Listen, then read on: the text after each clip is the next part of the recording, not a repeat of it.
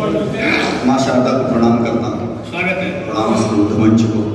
आइए, जैसा आदेश हुआ है, मैं 2 मुद्दों को मैं अपनी बात को समापन करता हूँ। एक कविता लिख रहा था मैं, आदरणीय आचार्य जी बहुत दिनों बाद हमको मिले हैं, तो एक कविता मैं सुहेलदेव पासी पर लिख रहा था, तो मैं उनसे अपनी कॉपी चेक करवा लेता हूँ। 2-3 बंद है, प्रारंभ है उसका जो है, तो आचार्य जी के समक्ष रख लेता हूँ, बाकी कई लोगों ने सुनी भी होगी। जी स्वागत। महाराज सुहेलदेव पासी। सैयद सालार मसूद गाजी की 3 लाख की सेना जब सिंधु नदी तट से आक्रमण प्रारंभ करती है तो भारत के 40% भूभाग को अपने कब्जे में ले लेती है, और उसके बाद में बहराइच और श्रावस्ती पर जाकर के डेरा डाल लेती है और एक पत्र लिखती है सुहेलदेव पासी को कि तुम्हारी सेना मात्र 30,000 की सेना है, और इस 30,000 की सेना से तुम मेरा कुछ नहीं बिगाड़ सकते हो, सबसे अच्छा यही होगा कि आप आत्मसमर्पण कर दें। महाराज सुहेलदेव पासी ने अपने आसपास के राज्यों की सेना को इकट्ठा किया और मात्र 60,000 की सेना उनके पास एकत्र हो सकी, लेकिन इतिहास की मानक किताबों में ये लिखा हुआ है उस 60,000 की सेना जब 3 लाख की सेना के साथ में भिड़ी तो सैयद सालार मसूद गाजी की गर्दन बीच रणभूमि में सुहेलदेव पासी ने अपनी तलवार से काट दी थी। इससे बड़ी वीरता का कोई प्रमाण नहीं मिल सकता।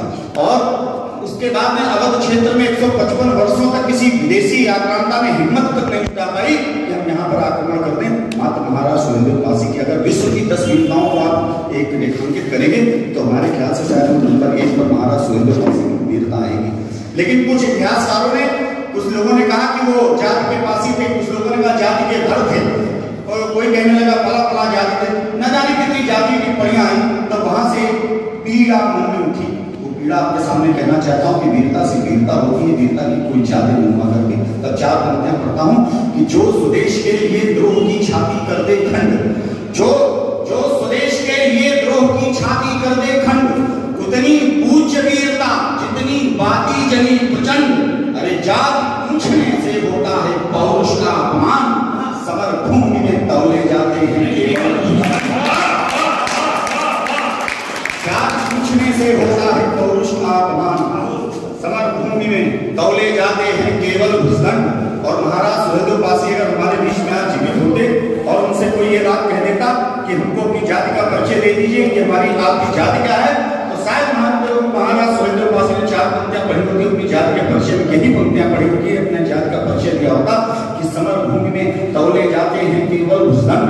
तो है चातक का धर्म जल पिए जब नक्षत्र हो स्वाति, है चातक का धर्म जल पिए जब नक्षत्र हो स्वाति, कर्म पतंगों का दीपक पर जल जाना जिस भांति, कर्म पतंगों का दीपक पर जल जाना जिस भांति। अरे 4 वर्ण से क्या मांगोगे वीरों का बलिदान, राष्ट्रपुत्र है वंश भारती पौरुष मेरी चाल,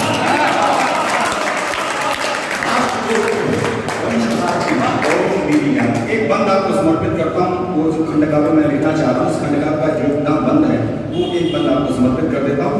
जरा कल्पना करिएगा जब 3.25 लाख की सेना एक कदम ताल के साथ में अस्त्र और शस्त्रों के साथ में चल रही है तो कैसा बेबस दृश्य प्रस्तुत होता होगा।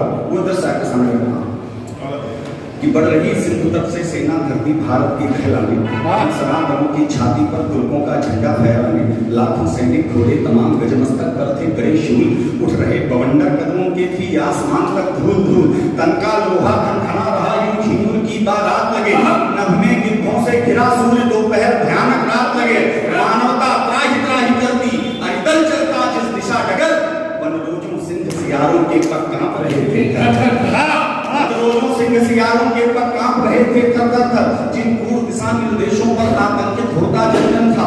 सैयद सालार मसूद गाजी के हाथों में संचालन था, जो कोशिश कर आगे बढ़ता तलवार घोंक पैदल देते, यदि अजीवित बच जाता हाथी घोड़े उसे कुचल देते। बेबस निरीह निर्दोषों पर सेनाएं टूटी जाती थी, अस्मिता जहां मां बहनों की पग पग पर लूटी जाती थी। भगवा देवालय धर्मस्थल में खड़ा मशान हो रहा था, गौगंगा गायत्री का खुलकर अपमान हो रहा था। कुछ घुटने टेक गए राजा, ऐसा रणवीर उठ जाया था, जो झुके नहीं कर गए भीषण कोहराम मचाया था। अरे मरघटका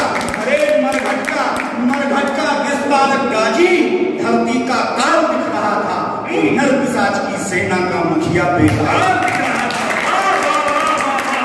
नर पिशाच की सेना का मुखिया बेताल दिख रहा था, वो नर पिशाच की सेना का मुखिया बेताल दिख रहा था, लेकिन साहब हमारे इस माटी का एक देवर है अपना कि जब जब इस माटी पर संकट आता है तो कहीं न कहीं कोई एक अवतारी पुरुष जन्म ले लेता है। हमको धैर्य धरने की जरूरत है, हमको आगे बढ़ने की जरूरत है। जब मैं क्या कहना चाहता हूँ, कुछ जीवन है संकल्पित दुष्टों पर प्रलयकारी है, कुछ जीवन है यूं संकल्पित दुष्टों पर प्रलयकारी है। अस्थियां दान कर कुछ दहेज वस्ता रक्षा वृद्धारी है, अस्थियां दान कर कुछ दहेज वस्ता रक्षा वृद्धारी है। कुछ अड़ी छातियां तोपों पर है रण में आर पार जैसी, कुछ भक्ति तनी रही हरदम सागर में उठे ज्वार जैसी। रावण कंसों के वंशों का कितना मर्दन कर चुके यहाँ, पग जाने कितने जो काली फण पर नर्तन कर चुके यहाँ। कुछ हवन भारती का करने संविधा में देह स्वयं देकर, कुछ जन्मे हस्त लकीरों में भारत का मानचित्र लेकर, कुछ जन्मे हस्त लकीरों में भारत का मानचित्र लेकर वे नक्शे सिख तक भारत का अभिमान दिखाई देते हैं। अरे चित्र पड़े सम्मुख तो हिंदुस्तान दिखाई देते हैं, चित्र पड़े सम्मुख तो हिंदुस्तान दिखाई देते हैं, चित्र पड़े सम्मुख तो हिंदुस्तान दिखाई देते हैं। उनके तीर्थ का दर्शन तीर्थ गंगा होता है, उन्हीं के सर फिरे दीवानों का तिरंगा होता है। जय हिंद, जय भारत, वंदे मातरम।